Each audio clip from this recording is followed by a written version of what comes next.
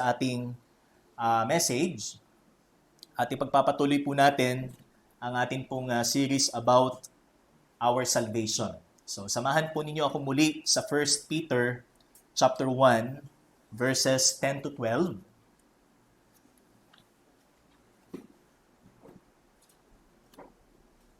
First Peter chapter 1 verse 10 to verse 12.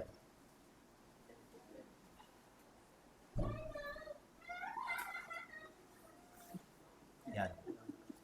Yan yung pinakaayaw na mo. Pag-message na pinaka-boring. Okay, 1 Peter 1 verse 10 to 12. So kung nakita na po natin, tayo po isang daling tumayo mga kapatid.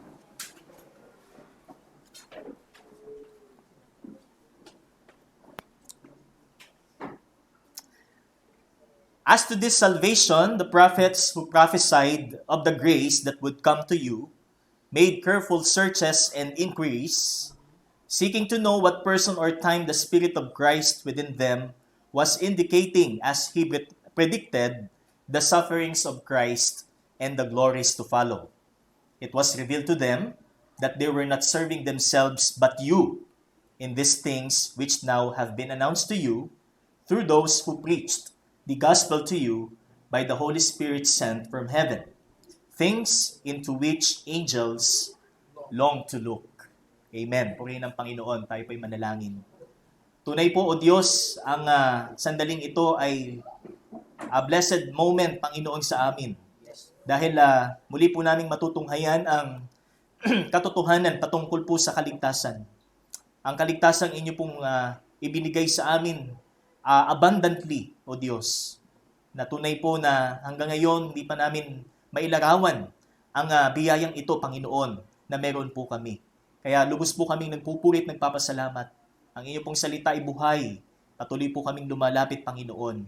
At patuloy po naming dalangin, patuloy kaming paalalahanan, at patuloy kaming i-direct ng inyo pong salita sa dapat naming tahakin bilang inyo pong mga iniligtas. Patuloy naming ihanda ang aming mga isipan sa mga katotohanan at hindi lamang po ito manatili sa aming isip, kundi i-apply po namin sa aming mga buhay. Sa tulong at biyaya din po ninyo, Panginoon. At ang inyo pong lingkod na gagamiting tagapagsalita, gamitin niyo po lamang instrumento at itago sa likod ng inyo pong kabanalan.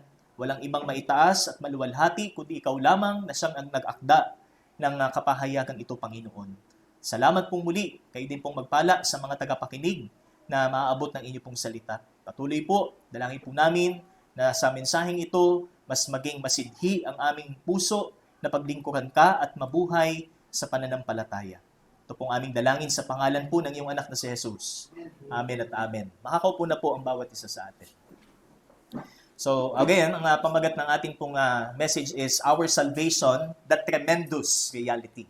So not only that salvation is a joyous reality na dahilan po upang ang isang Kristiyano ay lubos na matuwa, lubos na magalak sa katotohanan ito, lubos siyang matuwa sa biyaya na ipinagkaloob sa kanya ng Panginoon, kundi ang kaligtasan ay isang realidad na meron po ang bawat isa na hindi natin kayang ilarawan sa isang salita lamang. Hindi natin kayang i-describe ng maigsing pangungusap lamang ang kaligtasan na tinanggap natin mula sa Panginoon. That's why kapag tayo po ay nagte-testify sa ating Panginoon, sa harap po ng ating kongregasyon, so ang pinaka-foundation po mga kapatid is not, sabi nga only, is the salvation that we have. So yung kaligtasan po ang ating pundasyon. Hindi po tayo nagpapasalamat sa Panginoon just because of answered prayers. So hindi tayo nagpapasalamat sa Panginoon because of promotion sa trabaho. Hindi tayo nagpapasalamat sa Panginoon because of material blessings. But first and foremost, we thank the Lord because of our salvation. So tayo po ay nagpapasalamat sa Panginoon dahil sa kanyang biyayang kaligtasan. We always remember Christ. Lagi po nating inaalala ang Panginoon araw-araw kung paano po ibinigay ng Panginoong Jesus ang kanyang buhay sa krus ng Kalbaryo para sa ating mga makasalanan. So talagang hindi po natin sukat akalain na talagang sa kabila ng aking kabulukan, sa kabila ng aking kasalanan, sa kabila ng aking itsura sa salita ng Diyos, kung sino ako, so ano bang description ng Biblia patungkol sa atin? Tayo makasalanan. And we are damned. We are bound to damnation or condemnation sa kamatayang walang hanggan. But by the grace of God, biyaya po ng Diyos, tayo po ay may buhay na walang hanggan, na kung saan voluntarily ino-offer po ng Panginoon sa atin. At yan lang po ang tanging paraan upang tayo po ay maligtas at ma-rescue mula po sa kamatayang walang hanggan. And that's why this salvation is truly a gift of God. Ito po ay regalo ng Panginoon na wala tayong bahagi, kundi ibinigay po ng Panginoon sa atin ng walang kondisyon. Bagamat ang kailangan po nating gawin is tanggapin ang kaloob na ito. So again, this tremendous reality, ang ating objective po is to fully realize the greatness of our salvation. So higit pa nating makita, higit pa nating maunawaan ang kaligtasan. Kung gaano ka mapagbiyaya at kadakila ang kaligtasang ito, dahil ito'y naggaling sa Diyos na mapagbiyaya at dakila. And to present its message more boldly, enthusiastically, and faithfully. So, bilang resulta ng ating pag-alala sa kaligtasang ito, nandun po ang ating kagustuhan, nandun po ang ating full conviction to present the gospel. Mas magiging confident tayo na talagang this is the word of God, this is the final.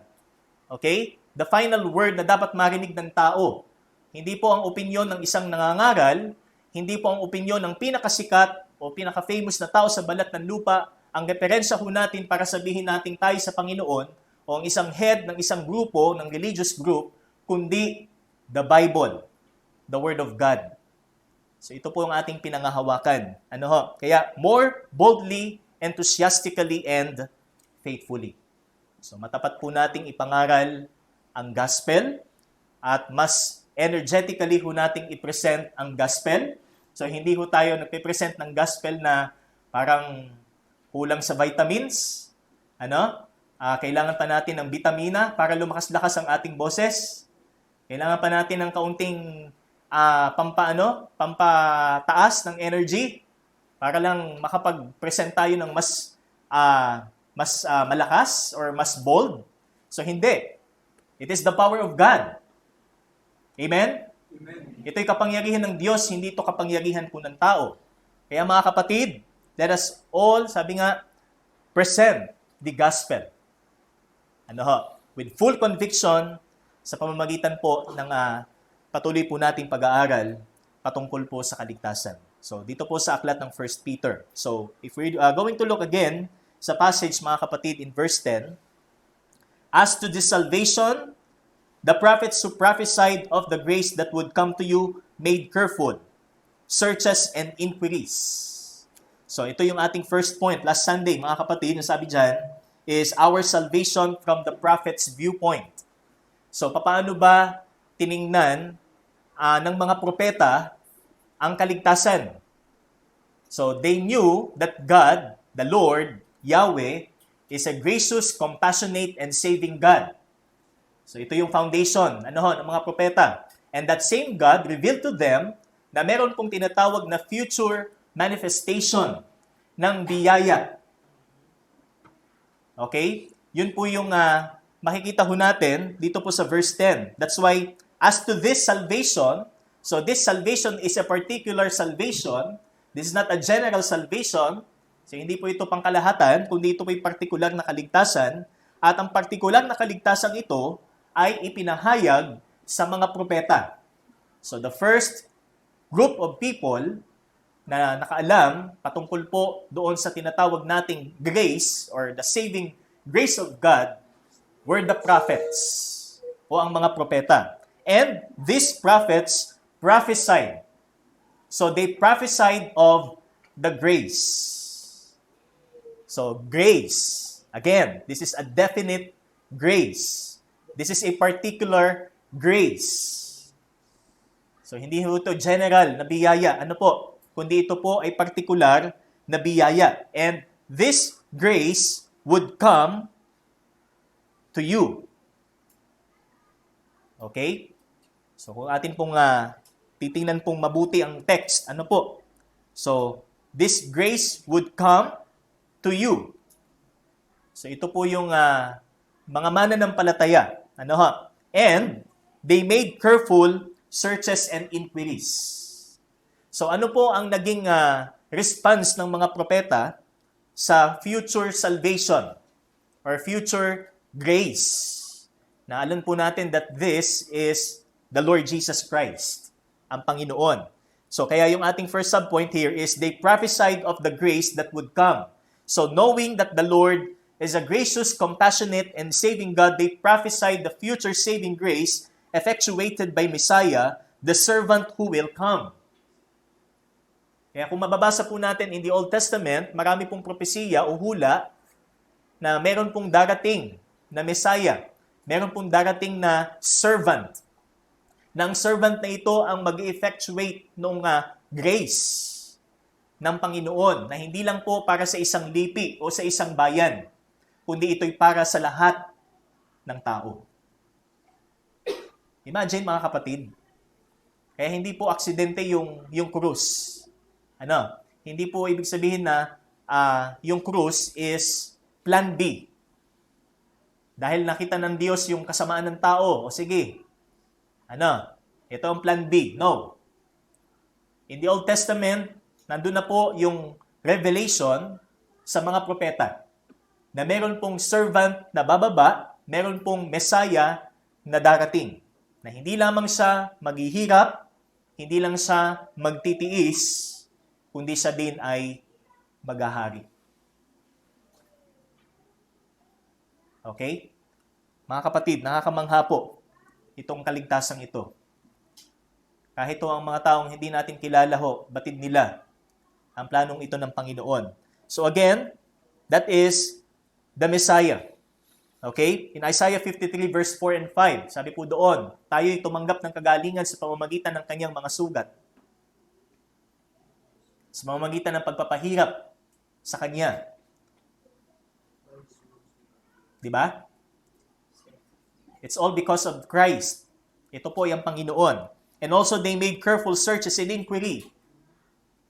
Hindi lang po nagtapos sa kanilang kaalaman na meron pong Messiah, na meron pong servant na darating in the future nung panahon po nila.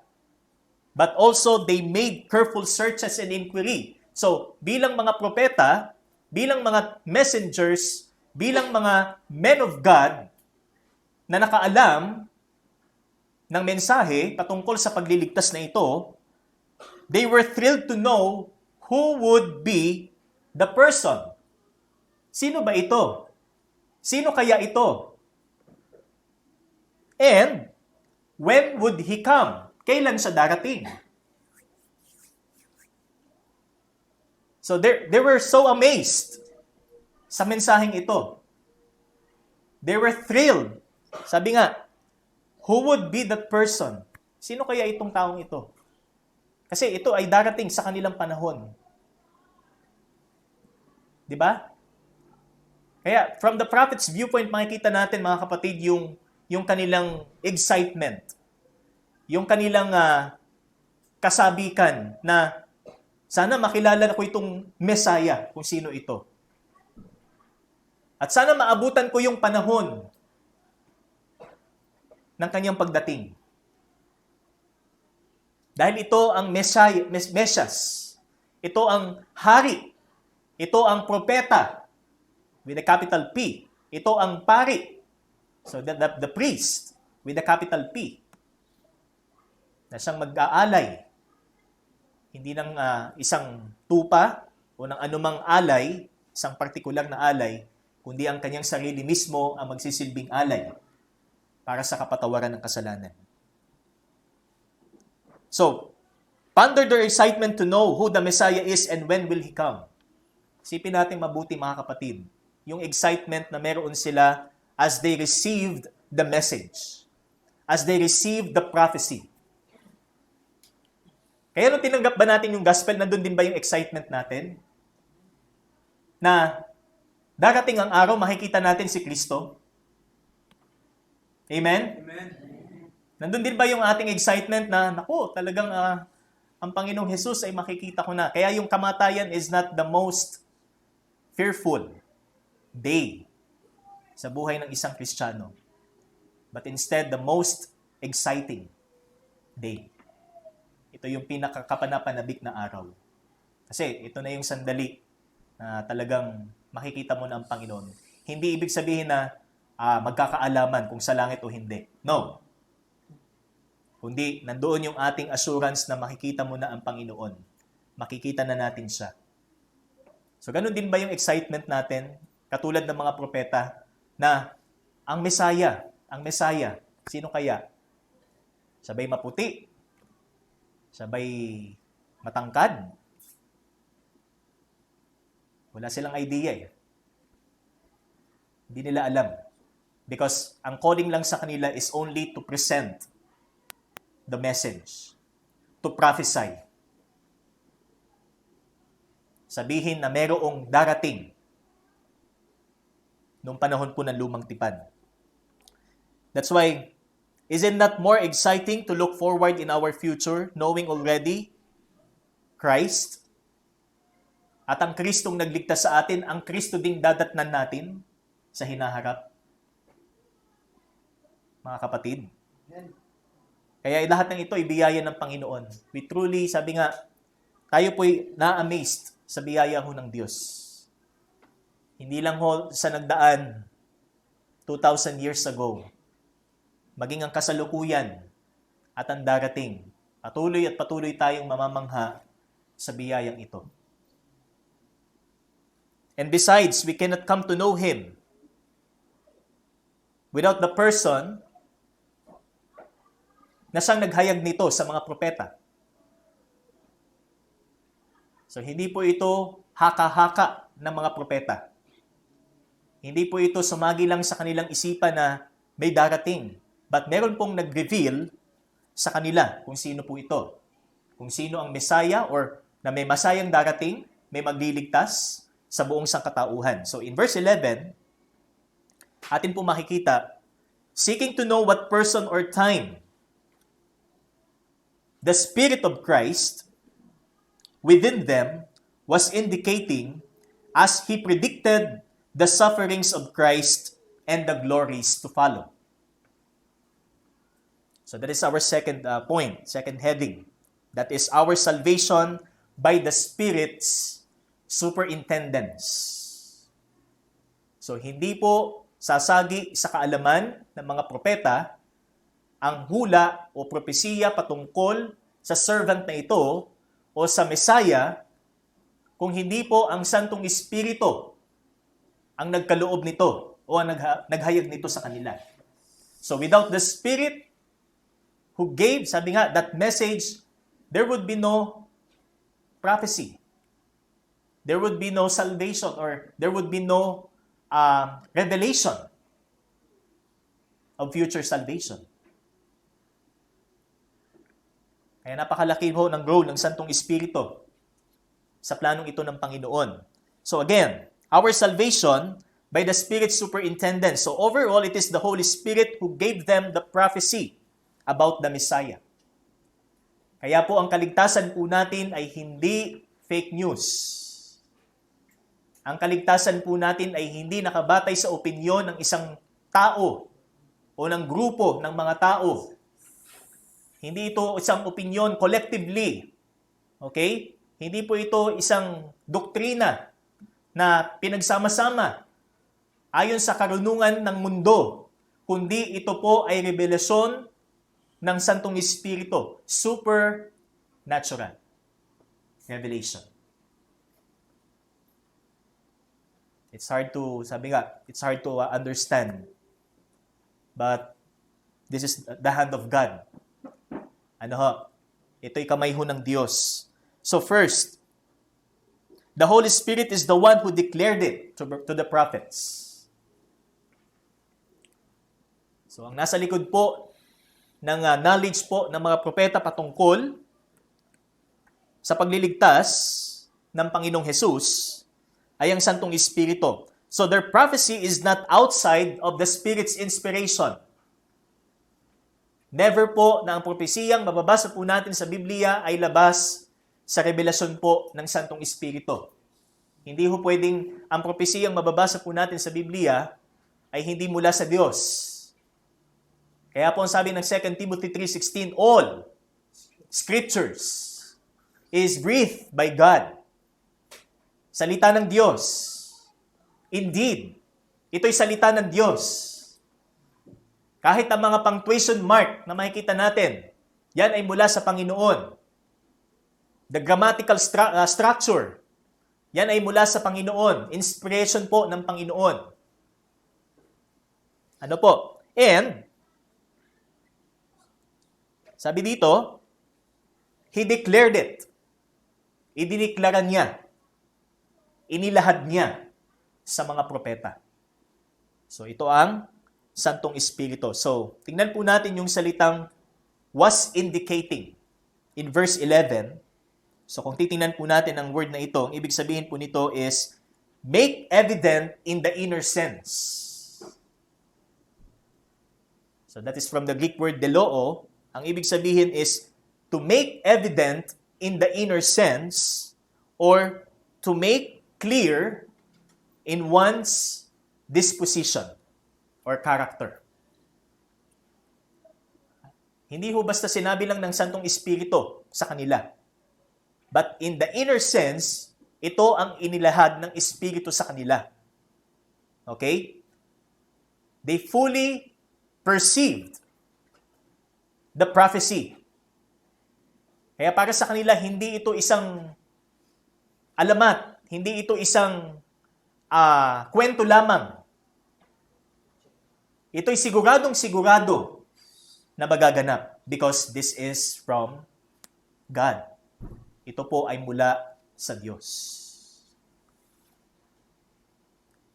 Kaya napakalaki po ng pagkakaiba natin sa isang taong nagbabakasakali sa kaligtasan. Napakalaki. Sapagkat ang pinangahawakan niya ay kung ano ang kanyang nakagisnan, kung ano ang pinanindigan ng mga ninuno o ng ilang pang mga henerasyong nauna sa kanya. Samantalang ang salita ng Diyos na hindi nagbabago ang dapat na maging batayan. Kung sigurado ba tayo na tayo sa Panginoon o hindi. So again, that is the Holy Spirit who declared to the prophets about the saving grace that will come sa kanilang panahon. 2 Peter chapter 1 verse 20 and 21, but know this first of all, that no prophecy of Scripture is a matter of one's own interpretation. Kaya huwag tayo maniniwala sa interpretasyon lang nung nagtuturo. Yan po isang mapanganib na hakbang, mga kapatid. Isang mapanganib na kaisipan na maniwala lang tayo sa interpretasyon ho nung nagtuturo at hindi ang interpretasyon po ng salita ng Diyos. Again, no prophecy of Scripture is a matter of one's own interpretation. Kaya nga ang dami hong nagsusulputan, nagsasabing sila daw ay mga propeta, sila daw po ay mga mensahero na mula sa Diyos, but they interpret the text, the Bible, the Scripture with their own. Sabi nga, sa kapamamagitan lang ng kanilang dunong, without the Spirit. That's the very dangerous thing. Okay? And for no prophecy was ever made by an act of human will. No prophecy was ever made by an act of human will. So this is not the product, hindi ito produkto ng tao. Okay, mga tao nagsasabing, salita lang ng tao yan. Yung Bible na yan, hindi yan reliable. Hindi yan totoo.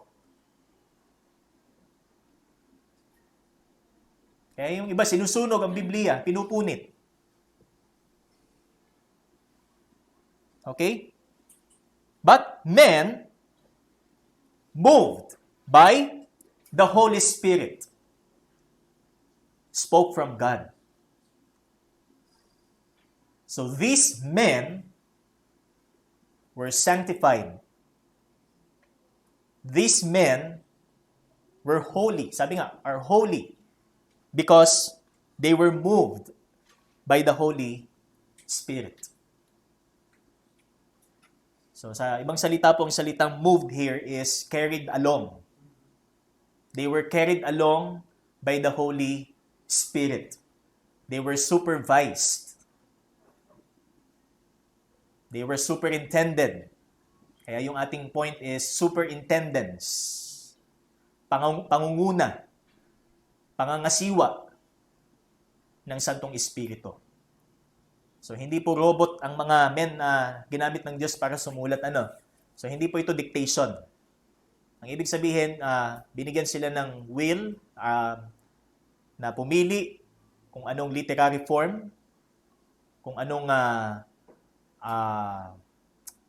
dapat nilang isulat, but still, they were under the Spirit's supervision or superintendence. So, sila'y ginabayan sa Tagalog. Nandun po ang gabay ng Banal na Espiritu. Hindi po ito talino ng mga sumulat.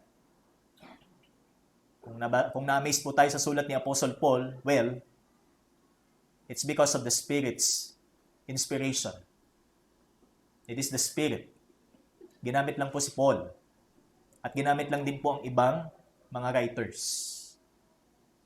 Pero ang higit na makikita ho natin dito is the work of God upang maihatid sa atin. At nung isinama po ito lahat-lahat, sabi nga, ito ho ay merong iisa lamang tema. Meron lamang itong iisang mensahe. At ito ho ay ang pagtutubos or the redemption. That is why our salvation story is not from someone else's story, nor the message that we share in our Bible studies. Nandun yung ating conviction na talagang ang gospel is not the power of man, not someone else's message. Hindi ito kung sino-sino o kung kani-kanino nang galing, kundi ito po ay mula sa Diyos. Alam natin na ito ay galing sa Diyos.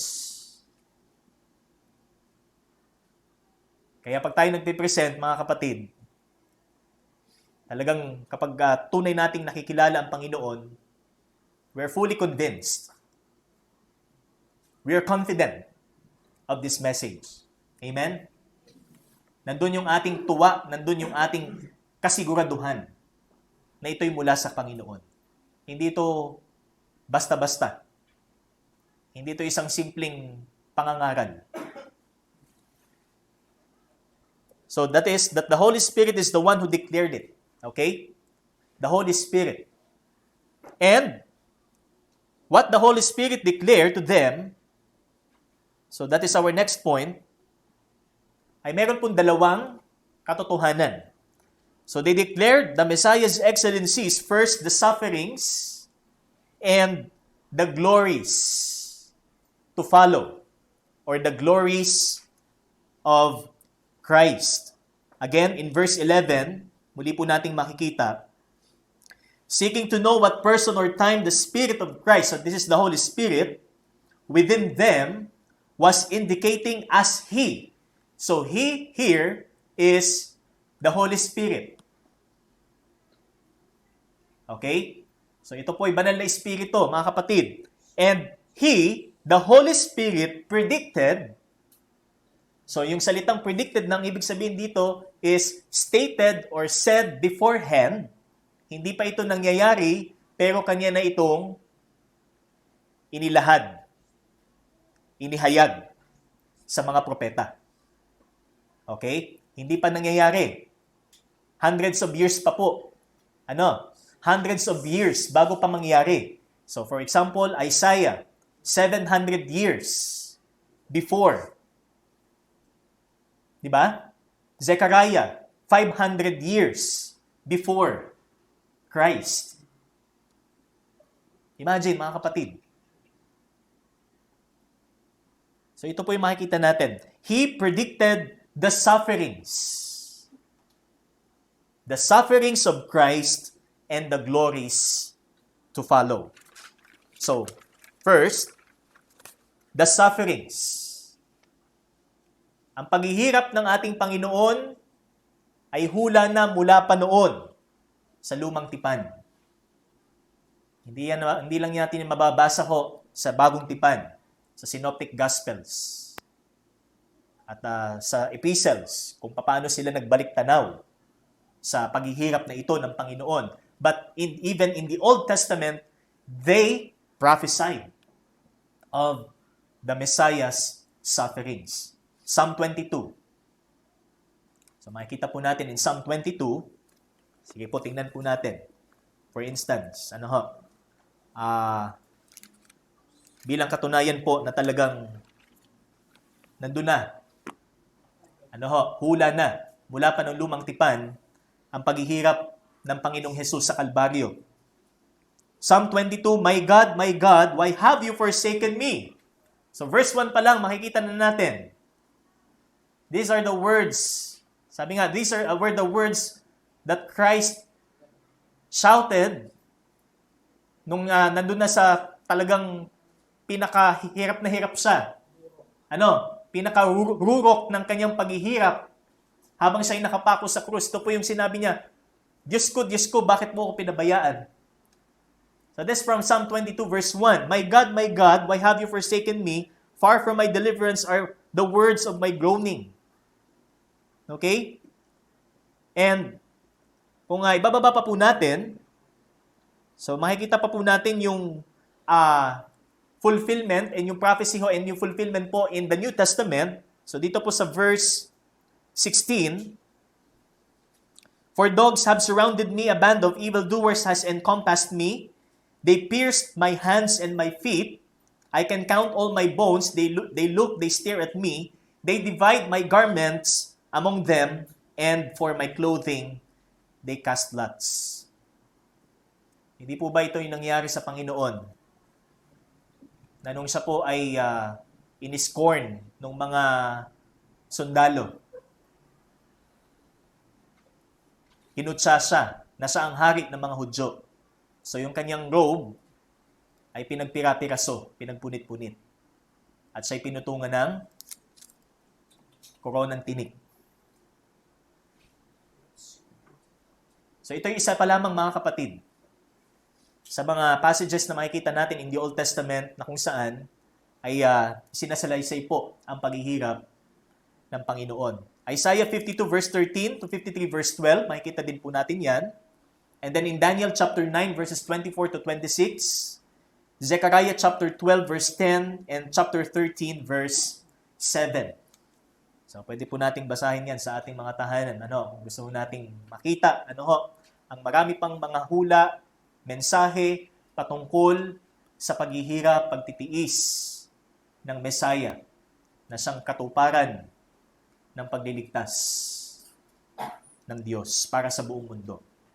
Also, His glories to follow, Isaiah 9, 6 and 7. So, tingnan po natin sa Isaiah chapter 9.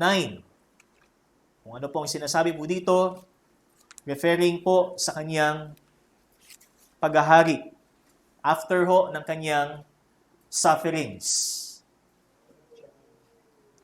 Isaiah 9:6, for a child will be born to us, a son will be given to us, and the government will rest on his shoulders, and his name will be called Wonderful Counselor, Mighty God, Eternal Father, Prince of Peace.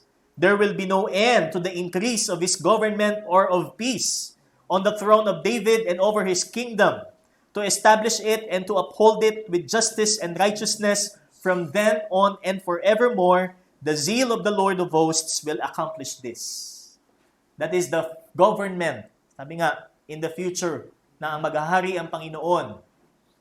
So wala na hong monarchy, dictatorship, communism, okay? Democracy, federalism. So wala na po yun. This is a theocratic. Okay? Theocracy. Ang maglilid ay walang iba kundi ang Panginoon. Also in Daniel 2:44 and in Daniel 7. So, tingnan din po natin sa Daniel chapter 7. Ano po?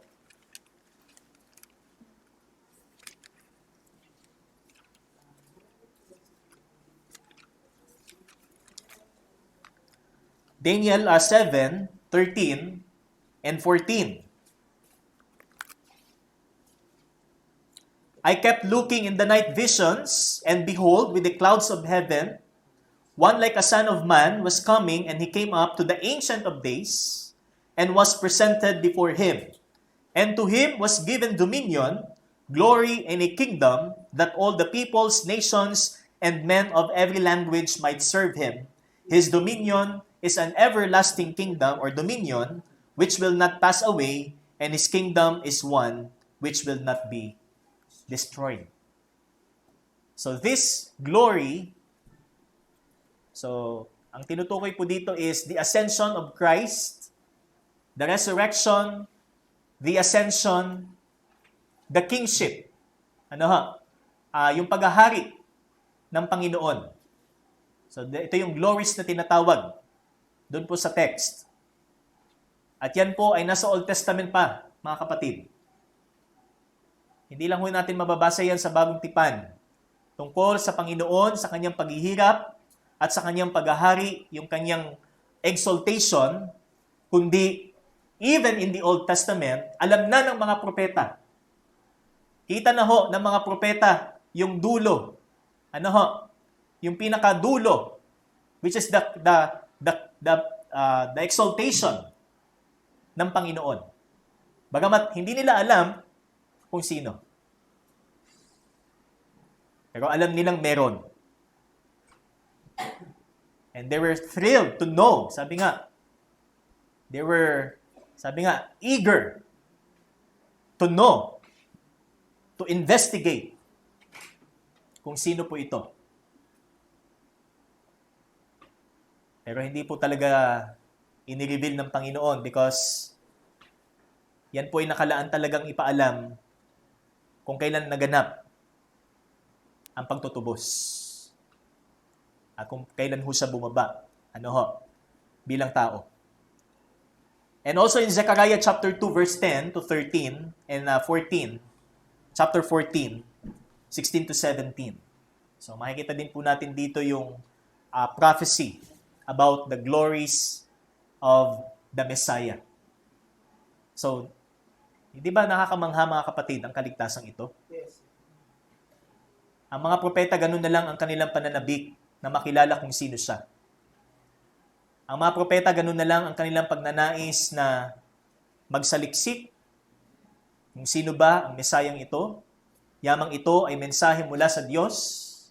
Yamang ito ay katotohanan hindi nagbabago. Ganun din po ba ang ating application patungkol sa kaligtasan? Hindi ba tayo tumitigil na makilala pa ang Panginoon? Hindi ba tayo tumitigil na talagang saliksikin ang salita ng Diyos para makita pa natin ang kagandahan ni Kristo?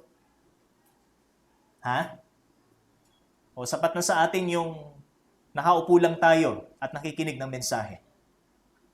Sapat na yung isang beses sa isang linggo na tayo makadalo sa gawain. Pero ang sariling panahon natin o panahon natin para sa ating sariling saliksikin at kilalanin pa ang Panginoong Hesus, tila bagay ayaw natin. At hindi tayo eager na kilalanin pa siya. Kaya first or secondly, ito po ang nireveal po ng Banal na Espiritu sa mga propeta. Ang paghihirap at ang kaluwalhatian ng lingkod, the servant, the Messiah. Napakapalad doon natin kasi alam na natin kung sino ho siya. Kung ano ang sinisikap ng mga propeta na malaman na hindi pinaalam ng Diyos sa kanila ngayon ay alam na natin. Na kung saan ito yung isang misteryo para sa kanila, subalit ngayon ay nahihayag na sa atin. The mystery has revealed. Sabi nga, maalala po natin sa Ephesians, ang Kristo na nagkatawang tao. And the Holy Spirit revealed to them, so this is our third subpoint, the Holy Spirit revealed to them that they were serving not, sabi dito sa text, verse 12, it was revealed to them that they were not serving themselves. So ang Espiritu din ang nag-reveal o naghayag sa kanila, sa mga propeta, na hindi ang kanilang pagiging propeta ay para lamang sa kanila. Hindi sila naglilingkod para sa kanila, sa isa't isa. Sabi dito, sa panahong naroon sila. Sabi dito, But you, in these things which now have been announced to you, through those who preach the gospel to you, by the Holy Spirit, sent from heaven. So, ang Espiritu din ang naghayag sa mga propeta that they were not serving for themselves, but they were serving for the future Savior, and the future believers.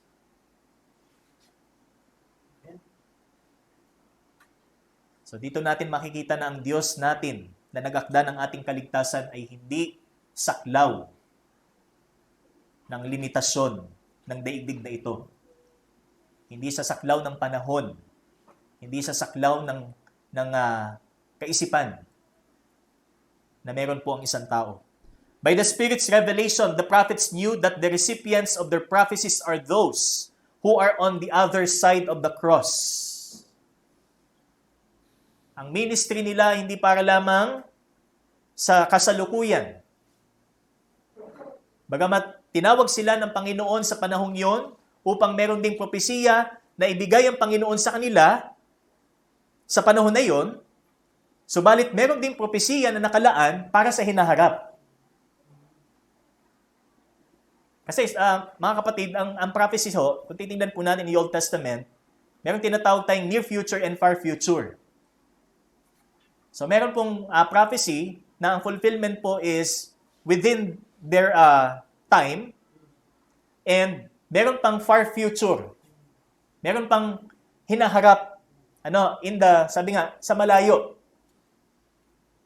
So yun po yung idea po ng prophecy. And yung far future dito, sa prophecy na ito is sa Panginoon. Si Kristo. Kaya sabi dyan, the recipients of their prophecies are those who are on the other side. That's why their salvation is based on the future grace. So ang kanilang kaligtasan ay nakabase po sa panghinaharap na biyaya. Bakit panghinaharap? Kasi hindi pa nangyayari yung pagpapako sa krus ng Panginoon. Samantalang ang kaligtasan natin na nasa bagong tipan ay pangnagdaan. Kaligtasan o biyayang pangnagdaan na kung saan ito din ay ang krus.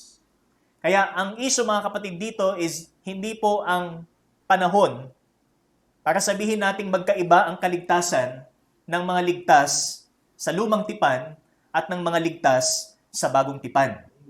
Ang sabi po dito, future grace and past grace. Biyaya. At ang biyayang ito'y walang iba kundi ang krus. Kaya sabi po ng commentary na akin pong binasa ho, the cross is the pinnacle of our redemption. Ang krus ang pinaka taluktok, rurok. Hindi ko po ginagamit yung salitang rurok kasi sira ako sa R eh. Problemado ako pagka puro R yung word, So, taluktok, apex. Yan. So, pinnacle, zenith, okay, of our redemption, ng ating katubusan. So, lahat tayo tumatanaw sa krus. Ang mga Old Testament saints, tumatanaw in the future. That is the redemption ng Panginoon. Tayo naman, pabalik. Kaya ang Biblia po, kung titingnan ho natin, talagang nakasentro ho siya sa krus. Old Testament, nakatanaw po sa future. New Testament, pabalik in the past. 2,000 years ago. Kaya, sino pa magsasabing ito'y tao lamang, ito'y salita lamang ng tao? Ano? Ito'y kwento lamang mula sa isang tao. Kung sino man ito. But this message is from God. From God Himself. Kaya pagpasalamat po natin ang mensaheng narinig natin. Kung ilang taon na po tayo mula nung makilala natin ang Panginoon, nung sandaling yon na narinig natin ang mabuting balita, how precious itong sandaling ito. How precious. Kasi salita ng Diyos. Mensahe ng Panginoon ito. Hindi ito mensahe ng evangelist. Okay? Kaya mga kapatid, tayo ba'y patuloy na namamangha sa kaligtasan na ibinigay sa atin ng Panginoon? Mapagbiyayang ipinagkaloob sa atin ng Panginoon? Kahit anong sama natin sa harap ng Diyos. Kahit anong sama natin. Kahit anong tigas ng ulo natin. Imagine, the long suffering of God. The patience of God. Na kung tutusin, hindi na tayo nabuhay. Ano? Kung maiksi ang pasensya ng Panginoon, kung maiksi ang pisi ng pasensya ng Diyos, wala na. Wala nang ipapanganak. Ano? But the patience of God, it's because of the patience of God in order for you, na patuloy kang humingi ng tawad sa Kanya. At ngayon kilala mo na si Kristo, hindi mo sasayangin ang panahon para hindi humingi ng tawad sa Kanya. Na doon pa rin ang ating kagustuhan na humingi ng tawad at sumunod sa Kanya. Amen? So ito mga kapatid ang kaligtasan. Okay? So this is our salvation, a tremendous reality. Talagang, nung sinulat po ito ni Apostle Peter, talagang siya mismo, isang apostol, first hand, na talagang nakita niya ang Panginoong Jesus. Ganun na lang ang kanyang katuwaan, ganun na lang ang kanyang amazement sa biyaya ng Panginoon. Kaya, kahit mabigat ang persecution na pinagdaanan po, o pinagdadaanan po ng mga Kristiyano noong panahon na yon, hindi sila lumayo, umalis sa pananampalataya. Hindi nila inabandona ang pananampalataya. Okay? So that is our second point. Ano po? And sa third natin, at yung ating fourth, so number 3 is our salvation as the preacher's message. So ito po yung sa verse 12 po, and the angel's longing. So ito po yung remaining 2 headings na pag-aaralan po natin sa susunod. Biyaya po ng Panginoon. So sa Diyos po ang kapurihan sa kanyang biyaya pong kaligtasan. Tayo po'y manalangin. Aming Diyos, maraming salamat po sa inyo pong biyayang kaligtasan. Tunay na kamangha-mangha ang inyo pong kaloob na ito sa amin. Bawat araw, bawat oras, bawat minuto, tunay na meron po kaming bagong nakikita at nare-realize sa kaligtasang ito, O Diyos. Mula sa iyo pong salita, mula sa Santong Espiritu, tunay na kamangha-mangha ang iyo pong kaligtasan. Kamangha-manghang nagpapabago sa amin, Panginoon. Patuloy na nagbibigay sa amin ng kakayanan na mamuhay, sumunod sa iyo, sa kabila po ng aming sitwasyon sa kasalukuyan, sa kabila po ng aming mga paghihirap, sa kabila po ng mga suliranin na kaakibat po ng aming pananampalataya. Tulungan niyo po kami, O Diyos, na patuloy naming ma-accomplish kung ano po ang nais po ninyo sa aming buhay. Sa tulong at biyaya po ninyo as we apply this message, Panginoon. Ikaw po lamang ang maitaas sa lahat po ng ito. Salamat po, purihin ka sa pangalan ng iyong pong anak na si Jesus. Amen at amen. Purihin po ang Panginoon.